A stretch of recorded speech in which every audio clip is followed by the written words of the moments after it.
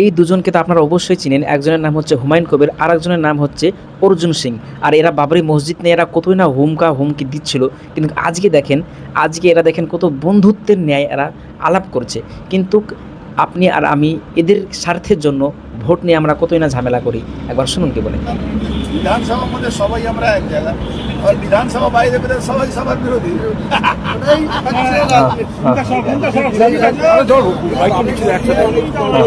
হবে ওটা যতক্ষণ থাকবে রাজনীতি থাকবে, পক্ষ বিপক্ষ থাকবে, ও নিয়ে কিছু বিধানসভায় দুটো আসন মানে একটা ওই তো ওটা রেকর্ডটা হলো, দলটাকে রেকর্ড হলো। আবার অর্জুনদার রেকর্ড স্পর্শ করবো। অর্জুনদার ছেলেও আছে এমএলএ, অর্জুনদার এমএলএ, আমি হচ্ছে এমএলএ, আমার ছেলে আইনসা। আসলে রাজনীতি তো রাজনীতি হয়। হুমায়ুন কবির ভাই একদম ঠিক বলেছে। আসলে যাদের স্বার্থের জন্য আপনি আমি ঝামেলা করি, পাড়া প্রতিবেশীর সঙ্গে ঝামেলা করি আপনি আমি, কিন্তু দেখেন ইনারা কত সুন্দর মিল। এভাবে কি মিল দিয়ে আমরা চলতে পারি না?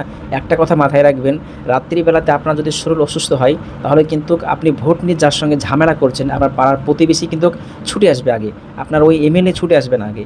এই কথাটা সবসময় মাথায় রাখবেন এবং ভোট নিয়ে কারোর সঙ্গে সম্পর্ক নষ্ট করবেন না।